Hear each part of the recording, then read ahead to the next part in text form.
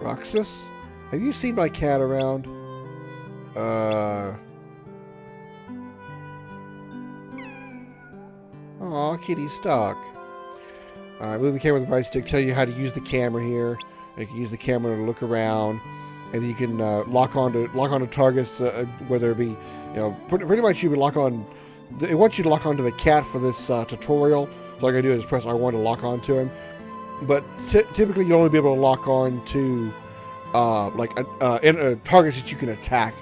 I don't think you'd actually lock on to like someone to talk to. Like if I wanted to lock, I can't do it right now for this example. But if I wanted, but I don't think I can lock on to like the girl or the two guys, which I won't spoil their names. So I don't think they said them yet. All you gotta do is lock onto the cat, and that somehow rescues them. Thank you, Roxas. Did they steal something from you too? Oh my, yes, something important. Just so you know, we didn't do it. I believe you. Thanks for that, ma'am. So what did they take from you? She's too old to be using dildos. Okay, I'm sorry. I had to be immature, make an immature joke at least once for this little this blank thing here. My precious. Never mind. Looks like the culprit is going around stealing dildos, especially from old ladies. Ugh. And not just. But we already covered this. This isn't your average thief. I wonder if Cypher would know anything about this. We gotta talk to him. Come on, to the Sandlot.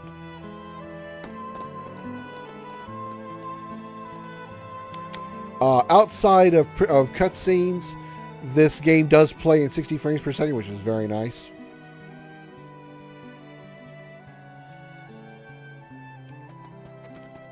And look, there's Cypher's gang.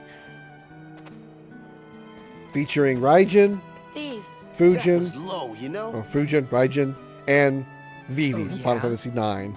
Nice comeback there, Blondie. And then there's Cypher. What'd you say? You can give us back the... now. Yeah, you're the only ones who would take it, you know? That was undeniable proof that we totally owned you, lamers. So what did you do? Burn it? Huh. Not that we need some to prove that you're losers. Replay. Now you're talking.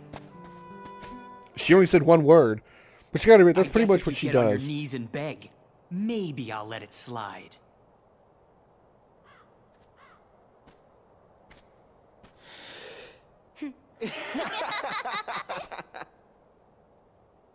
Roxas! These things just magically appear on the floor. Now the characters I was talking about, the guy in the orange is Raijin, and the girl in the blue right there is Fujin. They follow their Final Fantasy VIII characters pretty well. In case you haven't played Final Fantasy VIII, Raijin always finishes his sentences. Every sentence he ever says always finishes it with "you know." Every time, you know. And she apparently only says 1 to 2 words, and in Final Fantasy VIII she yells them loudly. So, but usually what I like about her is, even though she only says like 1 to 2 words, it's always to the point. Like she says replay just then, she knows, everybody knows what she means. Okay, what's going to happen now is you can see we have 3 items in front of us. These are all weapons, of course. And each one of these will have a different boost to your stats. This is not too dissimilar from what we did in Kingdom Hearts 1, where we had to decide at the very beginning of the game, very, very beginning, before we actually even got to the Dusty Islands, actually, during that dream sequence with Sora, where we had to choose between the sword, the shield, and the staff. That's very similar to what we've got here. On the left, you can see what the item looks like, kind of does look like a staff of some sort with a star on it. That's going to be a magic boosting thing. The sword in the middle, see how the cross guard, which is that big curvy part, is very large. That's going to boost your defense stat. And the one on the right, which is a normal sword, which doesn't have the big cross guard on it, that's going to prioritize attack, which I think is going to boost your attack stat. What I'm going to do real quick is just like I gave you guys a detailed chart, some detailed information regarding the results of your choice in Kingdom Hearts 1. I'm going to do that same thing here regarding these, but let me pull up some notes to make sure I give you guys accurate information. So I'll be right back. Just 1 second. Okay, I'm back. And from what I've read, this doesn't surprise me. But from what I've read, the difference between picking one of these weapons is really not that big of a deal compared to Kingdom Hearts 1, whereas in Kingdom Hearts 1, choosing a sword and then sacrificing the staff means you get a great boost in strength, and you're going to have a serious detriment in your magic. There are 2 times you get to make a decision on these kind of things. This is the first one, and neither decision is really that critical. All it really does is kind of help you. From the way I understand it, whichever one you pick, you get more abilities in that area quicker. For example, let's say if I chose the staff, I would get more magic boosting abilities because it's first of all, no matter which one you pick, you get a stat boost in that area. So again, for picking the staff, I would get a 1 point boost, a permanent boost in stat to start the game right now. So my magic stat would go up by 1 just to start. But also, I would get abilities later on, or as I progress, I would get more magic boosting abilities quicker with the staff. With the sword and on the big cross guard, your defensive stat will go up by your base defense stat will get a boost by 1, and you'll get more defensive and support abilities early on. And if you choose the what they call the struggle bat, or the sword without the big cross guard on it, your attack stat will go up by 1, and you'll get more attack boosting abilities earlier on. Now, as you progress through the game and reach the higher levels, like 60s, 70s, 80s, 90s, from what I understand, eventually you'll get all of the abilities that all 3 of these that will provide. But whichever one you pick, you'll get those more often, or get those earlier. So really, it's just all personal preference, and it's not going to make a huge difference, or as big of a difference, in growing later on. Now, again, this stat boost is only a one-time thing, so it's not like that you're going to get 1 extra point in defense every time you level up if you chose the sword in the middle. It just means that for right now, your defense stat will be 1 point higher than everything else. But again, remember that in Kingdom Hearts, unlike other RPGs that you under typical leveling up systems, in those games, whenever you level up, all of your stats get a tiny boost. Your attack stat, defense stat, magic stat, whatever stat would all get a small boost whenever you level. In Kingdom Hearts series, especially in 1 and 2, whenever you level up, only certain stats will get boosted. So like say at level 2, your strength stat may get boosted, but your magic stat and your defense stat won't change. But at level 3, your magic stat may go up by a point, but your strength and defense didn't change. Then at level 4, your defense stat may go up by a point, but your strength and magic didn't change. So it's just kind of random. I don't want to say random, but it's not all one. It's all a one big boost every time you level. It's 1 stat at a time. Usually, sometimes 2 stats get a boost, but all of your stats are going to boost at the same time. I think what I'm going to do this time is I'm actually going to take a little bit of risk here, and I'm going to go with the attack. I'm going to go with the sword, or what they call the struggle bat, which is essentially just a sword. It's going to be a priority offense, so my strength stat is going to be 1 point higher to start, because there is a special ability that you can get in this game that I'm hoping will be able to be better if I go with, I know I'm being very vague here, and I'll go over it in more detail once I actually get that thing that I'm talking about. But this thing that I'm talking about, I hope will be better if I go with the offensive role, because defense really shouldn't be that big a deal. The game isn't really that difficult, and so maybe having an attack stat would be better. So I'm going to go ahead and go with the struggle. You get a different description here. Club used in struggle battles. It's lightweight, makes it easy to swing. Prioritize offense. Just to show you what all the options look like, I'm going to say no for now, but I'm going to come back and I am going to pick this one. So I'll say no, I'll use a different one. Come over here and get this one. This has a hand guard. It defends well against attacks. Prioritize defense. No, I'll use a different one.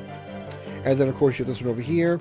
This looks almost like a staff. You can perform unusual attacks with this. prioritize unusual attacks. In other words, magic. But we technically haven't learned what magic is yet, so we don't know what it is. So I'll just say no, you'll use a different one. And I'm going to go ahead and go with the sword over here. Yes, this will do. Your morale is increased, strength +1. And again, the stat is only just for right now. Rox's focus. The gauge in the bottom right is HP gauge. You lose HP when damage is taken. The battle is over when HP reaches 0. Now, for a little while, you can actually go down to 0 HP, and it won't be game over. So for the first little part of this prologue, for a little while, you can actually die, run out of HP, and it won't be game over. But it would be just a very short while. But it won't be a problem here. As soon as you hit X, the blue gauge at the bottom right is the MP gauge. It's holding mysterious power, not yet available. We already know about that. First target, yellow mark here, approach to attack ciphers. So we got a little lesson here on how to attack. Don't leave me hanging now. Fire, attack him. Oh, he dodged it. Okay, let's sneak up here. Sneaky. Don't leave me hanging Attack from now. behind. Just surprising. After hitting an enemy with an attack, continue attacking to unleash your powerful combos. Yeah, we already know about this. Counter an enemy attack with your own to parry nullified attack. It's actually useful in defensive stance. So yeah, it's just like in Kingdom Hearts 1. If your enemy is attacking you and you attack at the exact same time, you'll actually parry and nullify each other's attack. So it's just kind of a random chance thing, unless you get really good at timing it. Otherwise, just keep spamming the X button and you'll be fine. Come on. Quit playing around and fight. Defeat Cypher. Alright, so we're going to take on Cypher here. I'm going to lock onto him and I'm just going to carefully move. Wait for him to attack and then counter. So there's the parry there. Alright, you can get a 3-hit combo in and he's going to counter. Wait for him to attack. Now counter. Alright. Now attack again. There we go. There we go. Just like that. Didn't get to take a single hit. Cypher's not feeling so hot, you know? Tournament decides.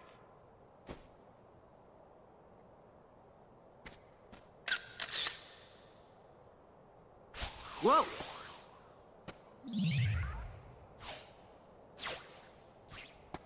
What was that?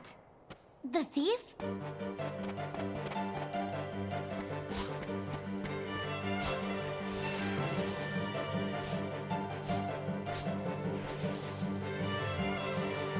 What is that thing? So weird. Well, we gotta follow it. Basically, there's not really much of a strategy I can tell you about for taking on Cypher. Pretty much you can't really go wrong there. I mean, if you take too many hits, obviously it'll be 0 health, and all that's going to happen there is you kind of get an alternate scene. It'll be, you don't die. The scene will be a little bit different. I think Cypher will be like, "Hey, look at that! I win again," and then the thief, then the scene pretty much the same. The thief shows up and all that. But to make sure you win, just pretty much, wait for him to make his first move, for him to attack, and then once he misses, follow up and attack. And just keep following that up. Pretty much 3 combinations, and you've beaten Cypher. Just like that. It's really that easy. All right, let's catch up to the thief up here. Find out what this weird thing is in the white jumpsuit. The old mansion, Twilight Town. Capture.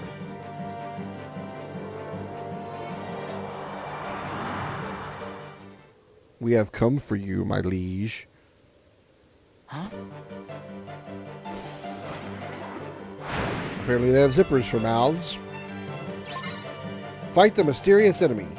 Alright. Now we just go straight over attack. This guy's kind of weird. You want to use the reversal as much as you can, because reversal always confuses them. See how they're kind of doing a little move there where they're... if you use reversal, see how they're kind of spinning around like that? It confuses him. Using reversal will confuse him. So you want to use reversal as much as you can. And for some reason, I can't seem to hit him. What the hell's going on? Is this game glitched? It's no use. That's supposed to happen, actually. You can't actually hit this thing with the struggle bat.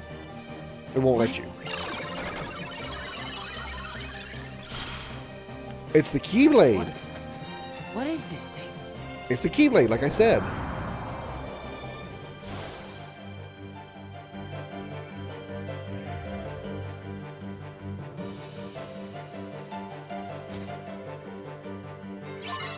Now we're going to fight the mysterious enemy again. And this time, round 2, going to be a little bit easier because we can actually hit this thing. Now continue to use reversal because again, it'll be very good to, to confuse him. And anytime you see that reversal, a lot of enemies that of that type, when you see that reversal ability, will confuse them. And just using it on one enemy will confuse a lot of those enemies in a nearby area. So if you've got one enemy that you can use reversal on, use it, and you'll confuse a lot of enemies, a lot of the enemies around him. The close to grab orbs dropped by enemies, we know about that. Yellow orbs increase money, green orbs restore health. We already know about that. And with the destruction of that white jumpsuited guy, the Keyblade disappears, and we've recovered the photos. Or we recovered photos, I should say.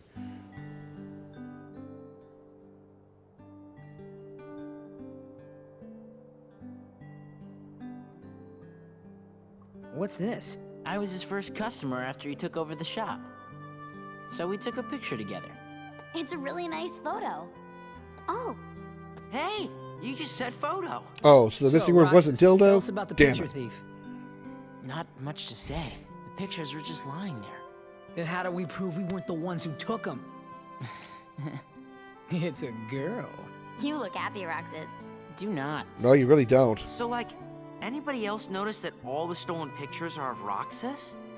Oh, so that's why everyone thought it was us. And Cypher didn't go around accusing us after all. Are they really all of me? Yep. See? Look, Right? Every single one. Wouldn't it be weird if the thief wanted to steal the real Roxas or something? Come on, get serious. Why would anyone want to steal a bonehead like Roxas? Oh, thanks.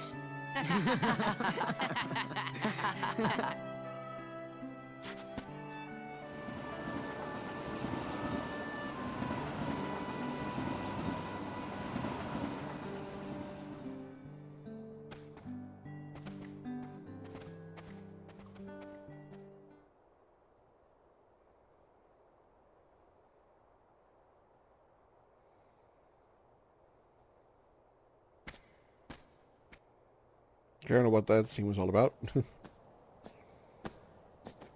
Ah, bright light. Ah, I've never seen such bright light before. Where am I? Twilight Who's Town. there? Who are you? Restoration at 12%.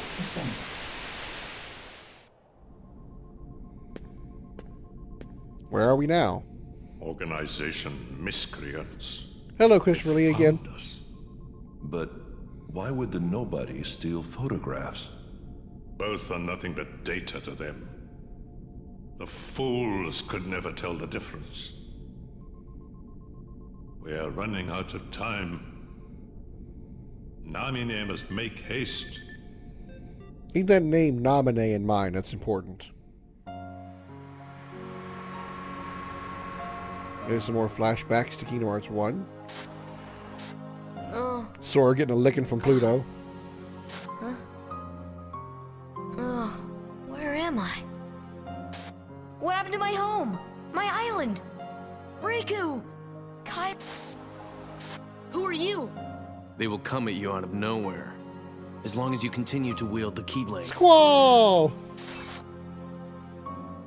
And enter the other two heroes. Hey, why don't you come with us? We can go to other worlds on our vessel. Sora, go with them, especially if you want to find your friends. Name's Goofy. I'm Sora. I'll go with you guys. The voice actor that played Squall in the The first game Heartless was have David great fear of Boreanaz. the Keyblade. He didn't do Squall here in That's right. Kingdom Hearts 2. The Keyblade. And the voice actor for Aeris in Kingdom Hearts 1 is not the same one either. But the They took the boy's a Kingdom problem. Hearts voice actor, He found one of or the they took keyholes. Aeris' voice actor from Final Fantasy VII Advent Children to play her in this one. So it was a little more accurate to the actual voice of Aeris, which... A Keyblade? In case you're interested in those kind of things. The second day.